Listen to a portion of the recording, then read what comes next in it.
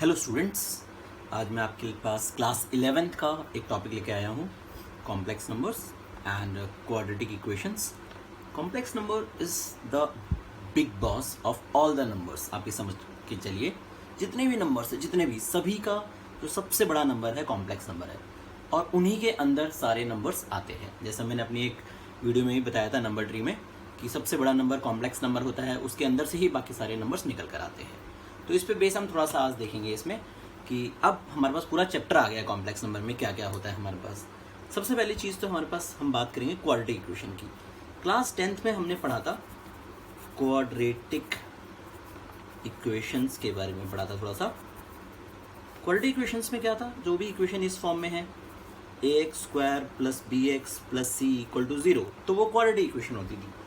अब इस quadratic equation के अपने रूट्स होते थे जो हम 10th क्लास में निकालते थे। हम क्या निकालते थे बेटा? डी निकालते थे। डी मतलब डिस्क्रिमिनेंट निकालते थे। और डी क्या था हमारे पास? b² - 4ac। अब इसके बाद हमारे पास तीन ऑप्शंस होते थे, इफ d > 0, इफ d = 0 और इफ d < 0। तो इसमें तो हम बोलते थे बेटा roots are real and unequal, कोई दिक्कत नहीं थी। इसमें बोलते थे हम इक्वल रूट्स। और अब जो हम लास्ट ईयर की अगर बात करें, क्लास 10 तक हम बात करें, तो हम बोलते थे उसको नो रियल रूट्स। तो अब अगर रूट्स रियल नहीं है तो क्या है? तो अब हम पढ़ेंगे कि अब क्लास 11th आ गया है तो रियल नहीं बोलेंगे, अब हम बोलेंगे इमेजिनरी रूट्स। अब अब हम नो रियल रूट्स नहीं बोलेंगे, अब हम बोलेंगे इमेजिनरी रूट्स। अब इमेजिनरी रूट्स हम लोगों ने पढ़ा था, हमारे पास इस टॉपिक के अंदर कॉम्प्लेक्स नंबर के दो टर्म होते हैं जो कि रियल पार्ट और इमेजिनरी पार्ट को मिला के बनता है हमारे पास। तो जब भी हम निकालते थे इसके अंदर, तो जैसे डी निकाला हम लोगों ने, जैसे हम कोई भी इक्वेशन ले लेते थे 2x² + 5 - 5x - 10, ऐसे हमने कोई भी एक नंबर ले लिया हमारे पास। अब ये हमारी एक क्वाड्रेटिक इक्वेशन है। अब इसका हम डी निकालते हैं बेटा। तो d क्या है बेटा? b² - 4ac। As you know that a is 2, b is 5, c is 10 - 10। तो b हो गया 5 का स्क्वायर, 4a हो गया बेटा 2 और c हो गया बेटा 10, और ये भी माइनस का 10 हो गया। तो ये प्रॉब्लम हो जाएगी हमारे पास, तो इसको हम क्या करते हैं +10 लेके चलते हैं। तो अब ये +10 लेके चले तो हमारे पास यह इक्वेशन क्या बनी हमारे पास? 25 - 80। ये इक्वेशन है 2x² + 10x + 5x + 10। तो हमारा क्या हो गया? 25 - 10 हो गया। तो 25 - 10 इज व्हाट? -55। -55 क्या हो गया? < 0 हो गया बेटा। तो अब हम ये बताएंगे कि इमेजिनरी रूट्स क्या होता है। तो जैसे हम d निकालते थे और उसके बाद हम क्या निकालते थे बेटा? √d निकालते थे। तो √d कितना हो जाएगा? √-5, 55।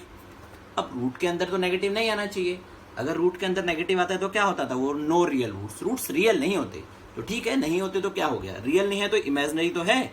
Now roots are called imaginary roots. तो अब इसको भी हम ऐसे लिख सकते हैं बेटा, √55 × √-1। अलग अलग दो पार्ट में लिख देते हैं, √55 और √-1 ऐसे तो लिख सकते हैं ना हमारे पास। √a × √b, हमारा √a भी होता है, दिस वी नो, हमें अच्छे से पता है, हमने क्लास 9 10th में पढ़ा है। तो -√55 को वी कैन राइट √55 × √-1। अब √-1 क्या होता है? तो √-1 होता है बेटा आयोटा, ऐसे आई बन जाता है हमारे पास। तो ये अब हमारे पास नेक्स्ट टॉपिक हमारे पास जो भी आएगा पूरा का पूरा, अब उसमें हम इसी पे पढ़ेंगे सारा का सारा। आयोटा क्या होता है, कहाँ यूज होता है, तो कैसे यूज होता है। तो हमारा कहने का मतलब क्या है कि ये हमारा एक कॉम्प्लेक्स नंबर का एक पार्ट है, √55 आयोटा। अब टर्म जो भी रूट के अंदर नेगेटिव आएंगी उनमें हम आयोटा लेके चलेंगे हमेशा हम लोग, मतलब रूट के अंदर जो भी हम टर्म आएंगी उन्हें हम क्या लेके चलेंगे? आयोटा लेके चलेंगे हमारे पास। तो अब मैं देखो आप लोगों को बताता हूँ इसी के आगे जो क्या होता है, आयोटा क्या होता है, इसका क्या मतलब होता है वगैरह वगैरह। तो जैसे हम बोलते हैं हमारे पास आयोटा की बात करते हैं, तो आयोटा हमारा किससे रिप्रेजेंट करते हैं? हम आई से रिप्रेजेंट करते हैं। जैसा इसका मुझे मतलब पता है, √-1 होता है, पता है, बट आयोटा की वैल्यू हम कभी हम पुट नहीं करेंगे, कभी हम यूज नहीं करेंगे। तो आयोटा क्या होता है बेटा? √-1 होता है। जब आयोटा की वैल्यू √-1 होगी तो इसी की हम वैल्यूज अलग अलग निकाल के देखते हैं। अगर इसी का मैं स्क्वायर कर दूं आपके लिए, जैसा हमें पता है स्क्वायरिंग बोथ द साइड, तो उसका स्क्वायर क्या होगा बेटा? -1। तो आपको सिर्फ 4 ही याद करने हैं, iota, iota square, iota cube और आयोटा 4, सिर्फ 4 टर्म्स याद करने हैं आपको, तो ऑटोमेटिकली पूरे आयटा निकाल सकते हो आप सारे। देखिए हम क्या कर रहे थे, हमें ये वैल्यू हमें पता है, अभी हमने देखा था आयटा, ये आयटा होता है IOTA आयटा।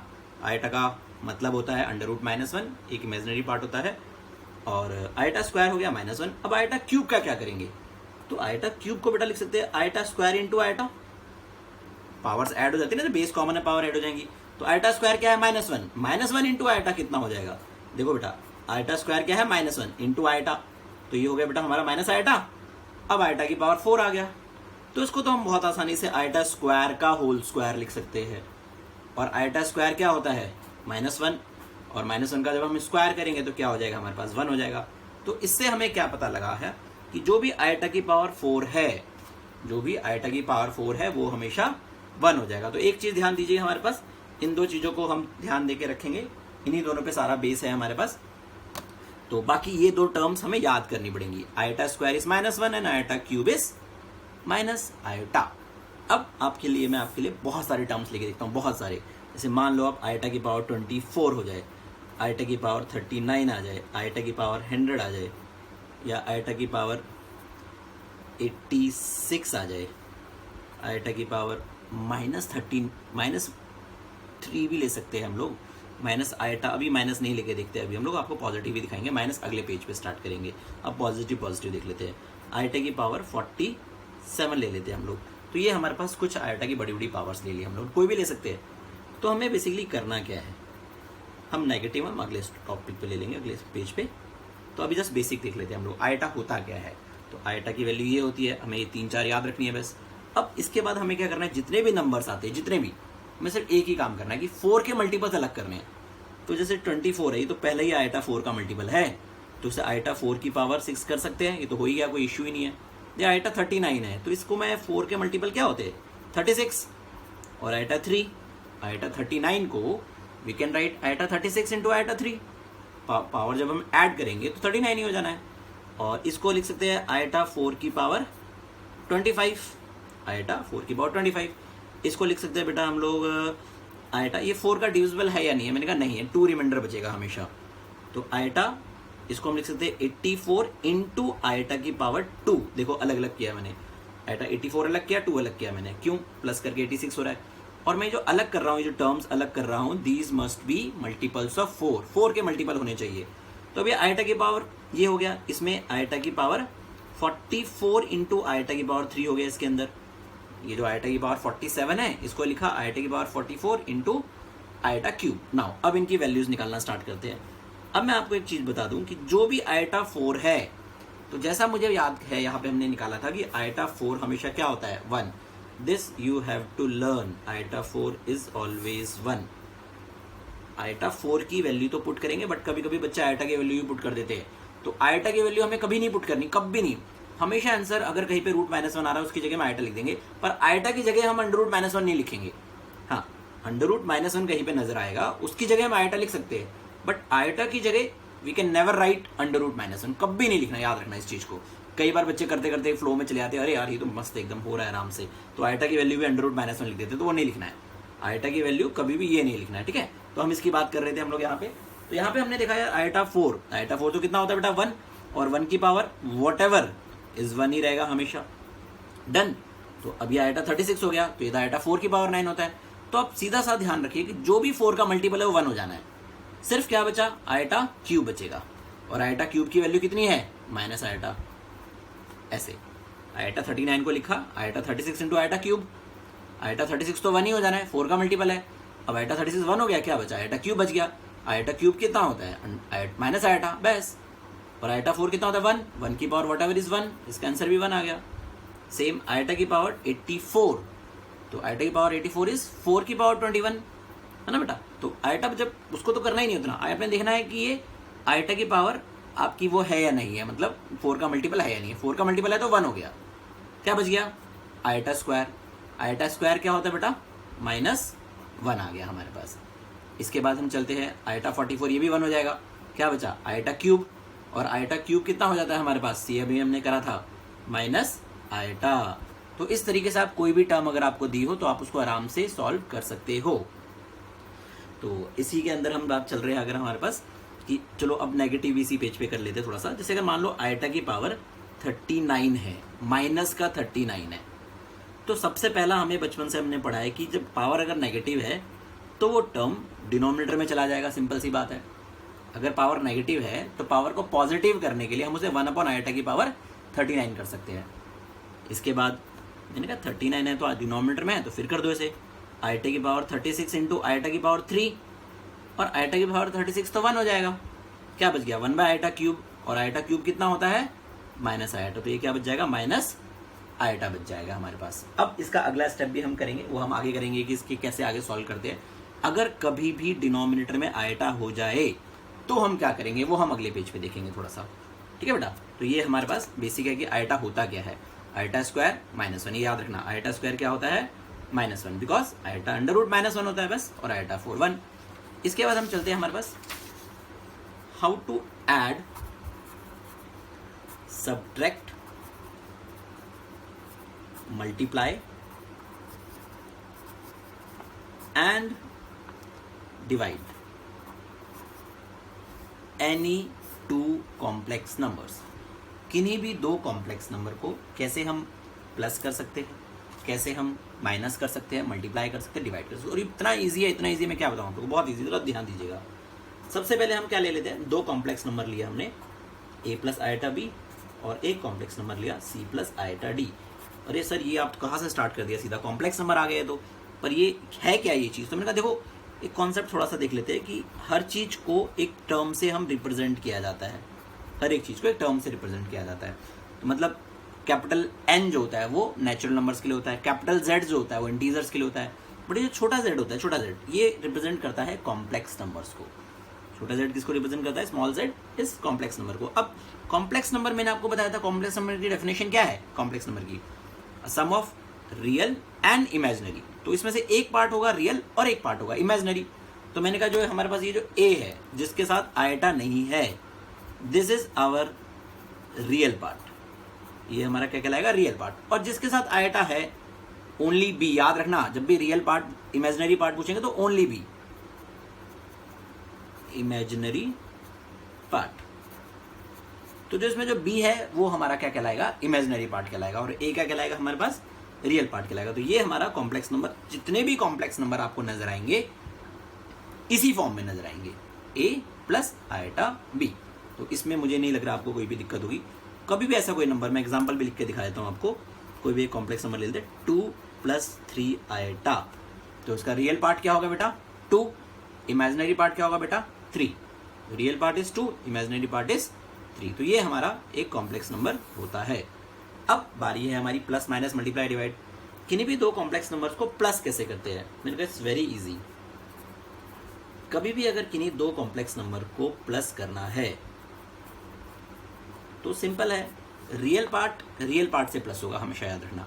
इमेजिनरी पार्ट से प्लस होगा, मतलब आयटा वाले से। तो ये हो गया बेटा a प्लस सी, रियल से, और दूसरा b आयटा d आयटा है ना, तो b प्लस d आयटा। तो ये हो जाएगा हमारा इमेजिनरी पार्ट, ये हो जाएगा हमारा रियल पार्ट। अब बात करते हैं किन्हीं भी 2 नंबर्स को माइनस कैसे करते हैं, किन्हीं भी 2 कॉम्प्लेक्स नंबर्स को माइनस कैसे करते हैं। तो कॉम्प्लेक्स नंबर तो हमने वही ले लिया हमारे पास, a प्लस आयटा b और c प्लस आयटा d। अब जब ब्रैकेट ओपन होगा तो ये हो जाएगा बेटा a plus eta b minus c minus eta d। तो कॉन्सेप्ट तो वही है ना कि रियल वाले को रियल से प्लस माइनस करेंगे और इमेजिनरी को इमेजिनरी से। इक्वल भी हम ऐसे ही रखते हैं, तो ये हो जाएगा a माइनस c और दूसरा हो जाएगा बेटा b माइनस d आयटा। देख लीजिए अच्छे से कि जब भी आप प्लस करेंगे तो रियल को रियल से और इमेजिनरी को इमेजिनरी से, सेम केस। जब भी आप माइनस करेंगे तो रियल को रियल से माइनस करेंगे, इमेजिनरी को इमेजिनरी से माइनस करेंगे। कभी भी 2 कॉम्प्लेक्स नंबर को अगर इक्वल भी कहने को कह दे, जैसे एक कॉम्प्लेक्स नंबर है ये, एक कॉम्प्लेक्स नंबर है ये, कि these 2 complex numbers are equal, तो a क्या होगा सिंपल 2, b क्या होगा हमारा सिंपल 3। मतलब रियल वाले के इक्वल, इमेजिनरी वाले के इक्वल। इसके बाद तीसरा टर्म आता है मेरे पास z1 इंटू z2। किन्हीं भी 2 नंबर्स को मल्टीप्लाई कैसे करते हैं, तो मल्टीप्लाई करने के टाइम पे आपको उसका यूज आएगा आयटा स्क्वायर का, क्योंकि मल्टीप्लाई करेंगे तो स्क्वायर हो जाएगा। देखिए ये हो गया बेटा a plus b and c plus iota d. A plus b iota c plus iota d. इनको जब आप मल्टीप्लाई करोगे तो हमें सबको पता है पहले ए को पूरे से मल्टीप्लाई करेंगे सी प्लस आयोटा डी को, फिर बी आयोटा को भी पूरे से मल्टीप्लाई करेंगे सी प्लस आयोटा डी से। तो ये क्या हो गया बेटा A C plus A D iota. दूसरा क्या हो गया बेटा B C iota plus B D iota square. ध्यान दीजिए, देखिए A into C A C, A into D A D iota, B iota into C B C iota, B iota into D iota. इस iota आगे रखो पीछे रखो, जहां आपको अच्छा लगे वहां रखो, कोई फर्क नहीं पड़ता है इसमें। बेसिकली बाद में ही रखते हैं, कहीं पे अच्छा लग रहा हो तो वहां पे से भी लिख सकते हो, कोई इश्यू नहीं है इसमें। तो अब कहीं भी रखो, कई बच्चों का क्वेश्चन होता है सर आयोटा पहले लिखे बाद में लिखो, कोई फर्क नहीं पड़ता। बी आयोटा और डी आयोटा मल्टीप्लाई किया हमने तो बी डी आयोटा स्क्वायर आया। और आयोटा स्क्वायर क्या होता है -1, अभी बताया था हमने लास्ट पेज पे। आयोटा स्क्वायर क्या होता है -1, तो ये हो जाएगा माइनस बी डी। तो जब ये माइनस बी डी हो गया तो ये ए सी माइनस बी डी, तो एक हो गया रियल पार्ट, ये दोनों रियल हो जाएंगे हमारे पास। और जो बच गया हमारे पास A D plus B C iota, ये हमारा इमेजिनरी पार्ट हो गया। A C minus B D, ये माइनस बी डी क्यों हुआ बिकॉज आयोटा स्क्वायर क्या था -1 था। ये गलती हो जाती है बच्चों से, यहाँ पे ध्यान नहीं देते इसको। आयोटा स्क्वायर क्या होता है -1, तो ये माइनस बी डी हो जाएगा, तो ए सी माइनस बी डी। तभी तो आयोटा हटा वहां से, जब आयोटा हट गया तो इमेजिन रियल पार्ट रह गया, और जो दोनों जिनके साथ आयोटा था उनमें से आयोटा मैंने बाहर कॉमन ले लिया। तो ये हमारा आ गया किन्हीं भी दो कॉम्प्लेक्स नंबर को मल्टीप्लाई कैसे करते हैं। अब इसके बाद बच गया हमारे पास डिवाइड कैसे करते हैं। तो डिवाइड के लिए हमें थोड़ा सा कॉन्सेप्ट और आगे पढ़ना पड़ेगा कि और क्या क्या हो सकता है डिवाइड के लिए। तो डिवाइड में अगर आप देखते हैं यहाँ पे हमारे पास, तो अगर किसी भी दो कॉम्प्लेक्स नंबर को डिवाइड करेंगे तो उससे डिवाइड करने से पहले मैं आपको एक चीज़ बता दूं। जैसे ये कॉम्प्लेक्स नंबर है z, a plus iota b, इसका क्या होता है एक z बार होता है। बार मतलब होता है कंजुगेट, तो इसको बोलते हैं हम कंजुगेट ऑफ z। z बार को बोलेंगे कंजुगेट ऑफ z। अब कंजुगेट ऑफ z क्या होता है कि यही होता है, बस इसका जो इमेजिनरी पार्ट है उसका साइन चेंज हो जाता है। ठीक है, तो ये हम हाउ टू डिवाइड कर रहे हैं। तो क्या होता है कंजुगेट क्या होता है, यही होता है, बस क्या हो जाएगा साइन चेंज हो जाएगा, a माइनस आयोटा b हो जाएगा। जैसे a प्लस आयोटा b है ना, इसकी जगह क्या हो जाएगा a माइनस बी आयोटा हो जाएगा, बस, और कोई ज़्यादा डिफरेंस नहीं है। कंजुगेट मतलब उसी का नेगेटिव टर्म। अब हम बात कर रहे थे डिवाइड कैसे करते हैं। जैसे मैंने बोला किन्हीं भी दो कॉम्प्लेक्स नंबर को हम डिवाइड करते हैं, तो a प्लस आयोटा b और दूसरा कॉम्प्लेक्स नंबर क्या था बेटा c प्लस आयोटा d। तो ये क्या है division of two complex numbers. तो ज़्यादा कंफ्यूज होने की जरूरत नहीं, क्या कर रहे हैं ये। ठीक है, division of two complex numbers हमारे पास क्या आया, अब ये आया। अब काफ़ी सारे लोग जो है, काफ़ी सारे टीचर्स जो है, काफ़ी सारे बच्चे जो है, टीचर्स तो नहीं, टीचर्स तो सही बताते हैं हमेशा, स्टूडेंट ही कहते हैं नहीं सर हमारे सर ने तो ऐसे कराया, नहीं ऐसा कुछ नहीं है। All the teachers are good, सभी अच्छा कराते हैं, बस आप लोग उस चीज़ को समझ नहीं पाते हो और आप लोग कहते हो नहीं यार उन्होंने तो गलत कराया है, ऐसा कुछ नहीं है, टीचर सारे अच्छे होते हैं। अब आप ये देखो कि आपने समझा कितना अच्छे से, उस पर फोकस है सारा। हमेशा टीचर क्या कहता है कि यहाँ पे टीचर नहीं, स्टूडेंट क्या करते हैं, इसको यहाँ पे रैशनलाइज कर देते हैं लाइक दिस, और ये करेक्ट भी होता है, बट ये हमेशा करेक्ट नहीं होता, ये इसमें एक गलती हो जाती है बच्चों से हमेशा। अब वो क्या गलती होती है वो अभी हम देखेंगे, पहले अभी हम क्या करते हैं, इसको मल्टीप्लाई कर देते हैं। तो इसको जो मैं बोलता हूँ वो बोलता हूँ always multiplying by the conjugate of the denominator. Denominator के कंजुगेट से मल्टीप्लाई करना है, सिंपल सी बात है। क्या करना है, डिनोमिनेटर के कंजुगेट से मल्टीप्लाई करना है। कंजुगेट क्या होता है, इमेजिनरी पार्ट का साइन चेंज करके जो आता है उसको। और सब लोग क्या याद रखते हैं, इसको रैशनलाइज कर दिया, बात खत्म। तो रैशनलाइज नहीं, ठीक है। तो हम लोग क्या करते हैं, इसे कंजुगेट से मल्टीप्लाई कर दें। अब मल्टीप्लाई कैसे करते हैं, ऊपर वाले पूरे टर्म को a को मल्टीप्लाई करेंगे c माइनस आयोटा d से, और b आयोटा को भी मल्टीप्लाई करेंगे c माइनस आयोटा d से। और नीचे तो देखो सिंपल दिख रहा है मुझे, c का स्क्वायर माइनस आयोटा d का होल स्क्वायर। समझ आया बेटा। अब देखो c का स्क्वायर तो c स्क्वायर हो गया, आयोटा स्क्वायर क्या होता है -1, और माइनस माइनस क्या हो जाएगा प्लस d स्क्वायर। तो ये हो गया c स्क्वायर, आयोटा स्क्वायर -1 हमारा माइनस आ गया, d स्क्वायर बच गया। अब जो बाकी जो टर्म बच गया है इसको ब्रैकेट ओपन कर दो, ये क्या हो गया ac minus ad iota plus bc iota, और ये माइनस bd आयोटा स्क्वायर हो जाएगा। देखो मैं लिख देता हूँ चलो आपको, बट मैं चाहता हूँ कि ये डायरेक्टली लिखूँ, बट आप समझ लीजिए एक बार।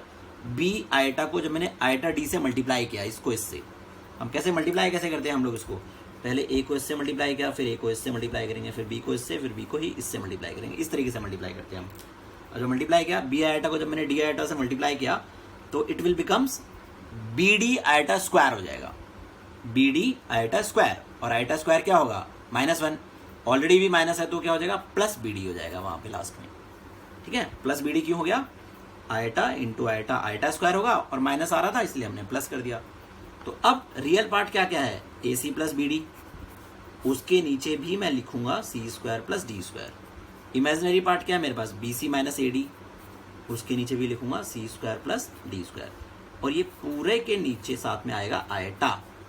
तो this is our real part and this is our imaginary part. ये हमारा क्या होता है, रियल पार्ट होता है, और ये हमारा क्या होता है, इमेजिनरी पार्ट होता है। ठीक है बेटा, समझ आया डिवाइड कैसे करते हैं।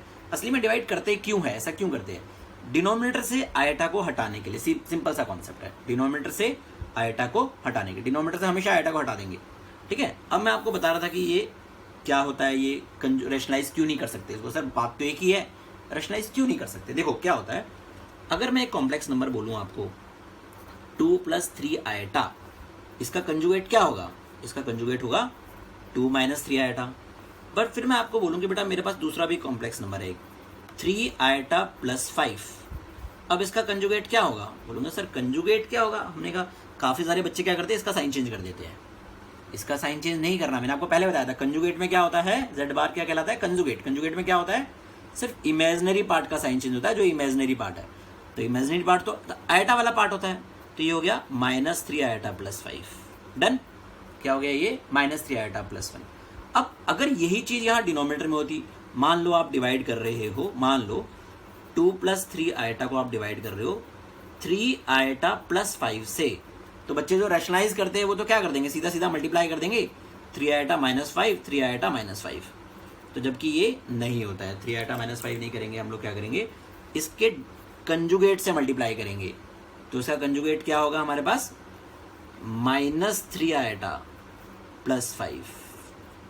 ठीक है, इसे कंजुगेट क्या होगा हमारे पास, इसका कंजुगेट क्या होगा, सिर्फ आइटा वाले पार्ट का साइन चेंज करेंगे, इसीलिए हम इसे रैशनलाइजिंग नहीं बोलते हैं। बस ये सिंपल सी चीज़ है हमारे पास, इसीलिए हम इसे रैशनलाइजिंग नहीं बोलते हैं। तो ये हमारा कॉम्प्लेक्स नंबर से रिलेटेड टर्म्स है सारी की सारी। इसके बाद एक छोटा सा टॉपिक और स्टार्ट करते हैं, जैसा कि चैप्टर का नाम है हमारे पास quadratic equation and complex number, sorry quadratic equations and complex numbers बोलते हैं। तो जो क्वाड्रेटिक इक्वेशन और कॉम्प्लेक्स नंबर की अगर हम जब बात कर रहे हैं, तो जैसा मैंने आपको बताया, कोई भी अगर मैं इक्वेशन ले लूँ आप लोगों के लिए, x² + x + 1/√2 = 0, ऐसे कोई भी एक टर्म ले ली मेरे हमारे लिए। अब कहते हैं इसका हमें क्या करना है, d निकाल के अल्फा बीटा निकालना है। सो क्वाड्रेटिक इक्वेशन सॉल्व करो। तो सबसे बेस्ट चीज़ तो यही है कि हमें सबसे पहले देखना है d होता क्या है हमारे पास, √b² - 4ac। बट मेरा एक और कॉन्सेप्ट है कि इसको सबसे पहले जो भी आपकी क्वाड्रेटिक इक्वेशन दी होती है, इसको फ्रैक्शन से हटा दो। उसको फ्रैक्शन आपको कंफ्यूज कर सकता है कभी कभी, तो फ्रैक्शन कैसे हटेगा इसका, इसको √2 से मल्टीप्लाई कर दो, जो भी डिनोमिनेटर में उससे मल्टीप्लाई कर दो।